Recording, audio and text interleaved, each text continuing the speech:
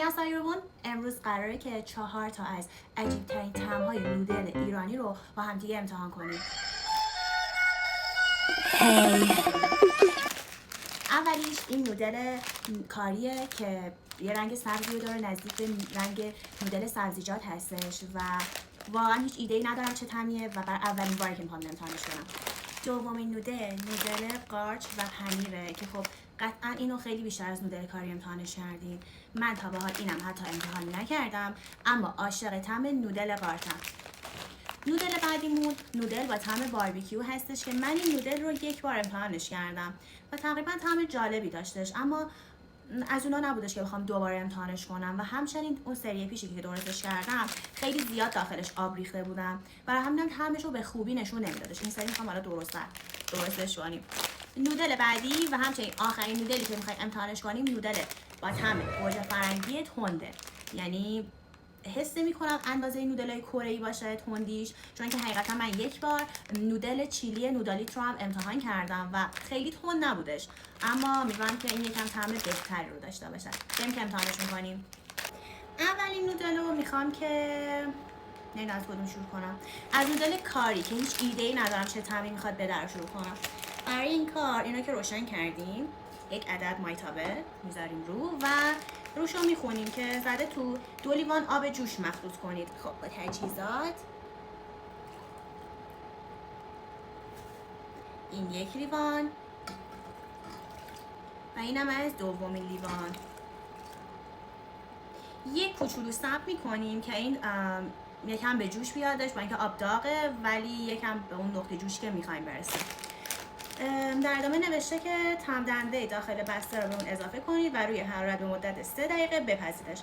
البته تجربه من همیشه نشون داده که بیشتر از 3 دقیقه لازمه. شاید اون 3 دقیقه برای کسایی که مثل کره‌ای‌ها دوست دارن بخورن و یک کوچولو بافت سفت نودل رو حسش کنن تا حدودی، اما من خودم دوست دارم به زبان خودمون شفته بشه و همینم راحت 5 دقیقه رو میذارم که کامل بمونه.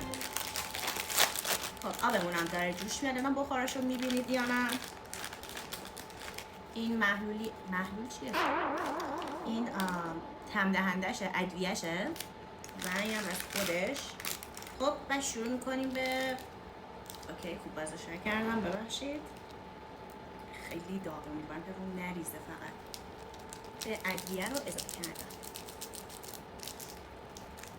قشنگ همه ادویه ها رو هم میریزیم، حلالش میکنیم. از اونجایی که خیلی گشنمه واقعا نمیتونم تحمل کنم، دوستان زودتر امتحانش کنم. از آبشون که امتحان کنم. میگم تا به حال این طعم رو امتحان نکرده بودم.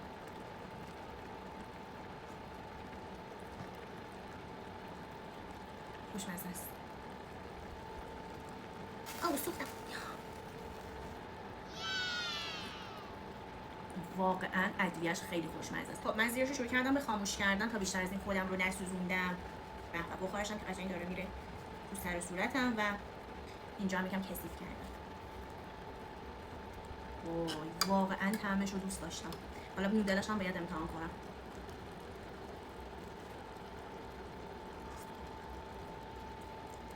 حتی نمکش هم خوبه، چون بعضی نودلا حالا شاید چون آب بیشتری میریزیم من حس میکنم که به نیاز به نمک بیشتری دارن، اما این نودل اصلا به اون نمک و یا به ادویه‌های دیگه همش احتیاجی نداره.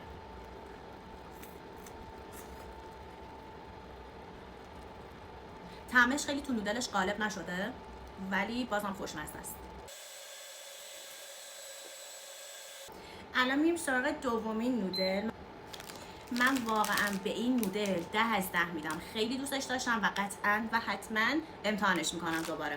نودل بعدی رو میخوام که یه طعم عجیبی که تا به حال امتحان نکردم درست کنم، گوجه فرنگی تند. حتی فکر کنم اگر شما از کسایی بودین که توی نودلتون رب گوجه میریختین تا مثل سوپ بشه، این طعم برای شما خیلی آشناتر باشه، ولی واقعا هیچ ایده‌ای ندارم چقدر طعم رب گوجه فرنگی رو میخواد بده و چقدر هم تنده. حتی یه کوچولو خب از نودل قبلی خیلی کم، ادویه خیلی کمی داخل این هست، ولی به نظرم اونقدی نیستش که بخواد خیلی تاثیر بذاره، چون که طبعا همه‌شو خوردم و اون مقدار کم ادویه خیلی تاثیرگذار نیستش.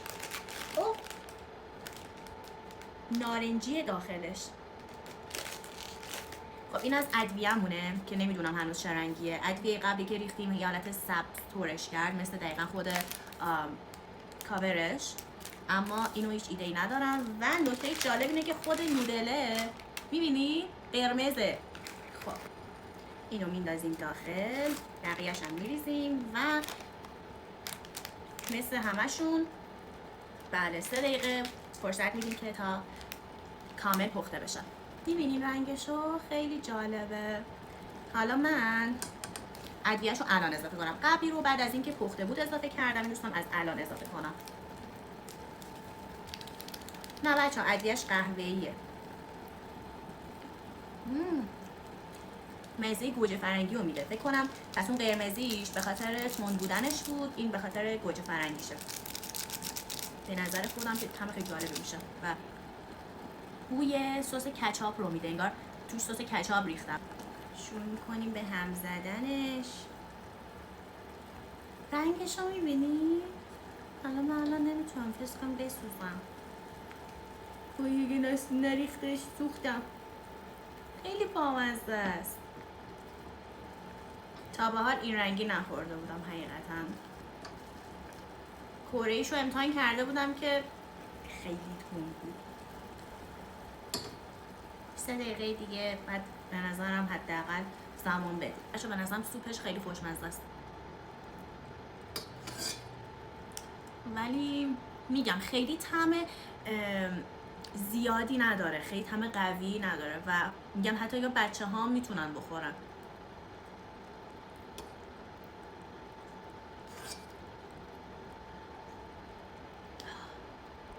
من واقعا طرفدار سوپ نودلم. یعنی انقدر خوشمزه است و اونایی که میان آب کش میکنن و واقعا درک نمیکنم. شما هم حتما یه بار امتحانش کنید.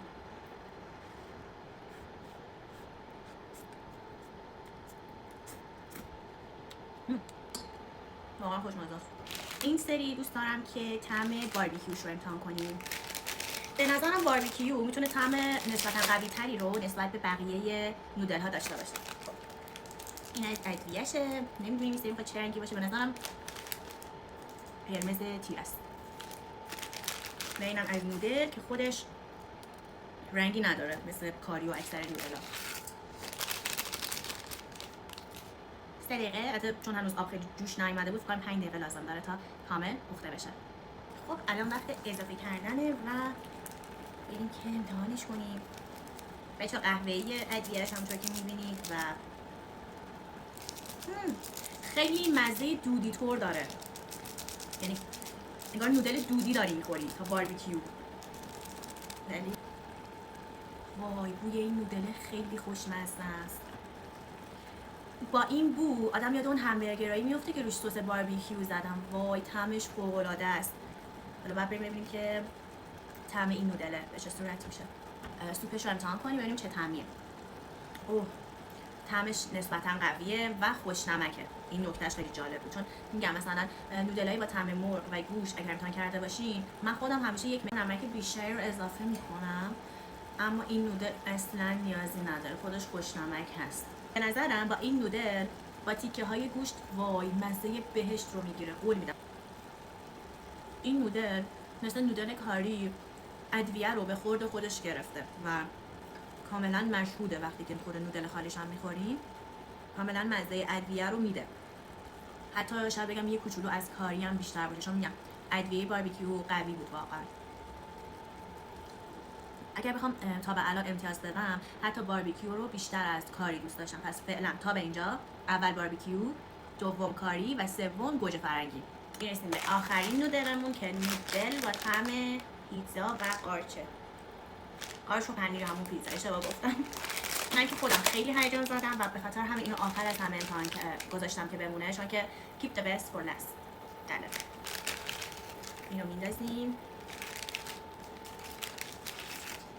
این خورده نودلام فراموش نشه و چون تحمل ندارم از الان ادویه‌اش هم میخوام بریزم. دقیقا مثل نودل قارچه ولی با این تفاوت که توش پنیر هم داره و من چون عاشق نودل قارچم فکر کنم از اینم خیلی خوشم بیادش. یکم امتیاز دادم بهشون سخته، اما فکر کنم باربیکیو اول باشه، قارچ و پنیر دوم، کاری سوم و در آخر گوجه فرنگی چهارم باشه. ولی من که همشون رو دوست داشتم و قطعا جزء نودل هایی هستن که دوباره دوست دارم که طعمشون رو امتحان بکنم. اینم تموم کنیم اگر نه. یعنی میتونم؟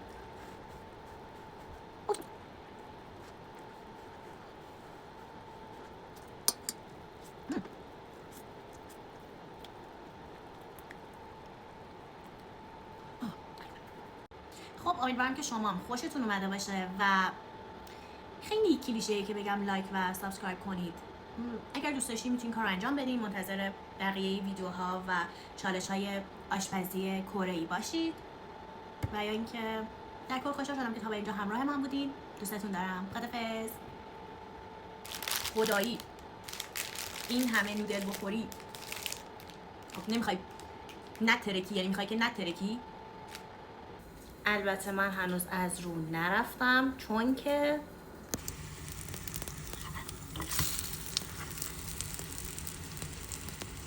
اینم از بقیه نودل واسه این شکلی که سرخ کردیم. به نظر من که خیلی خوشمزه میشه.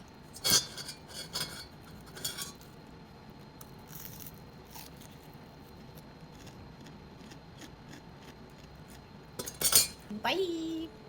안녕.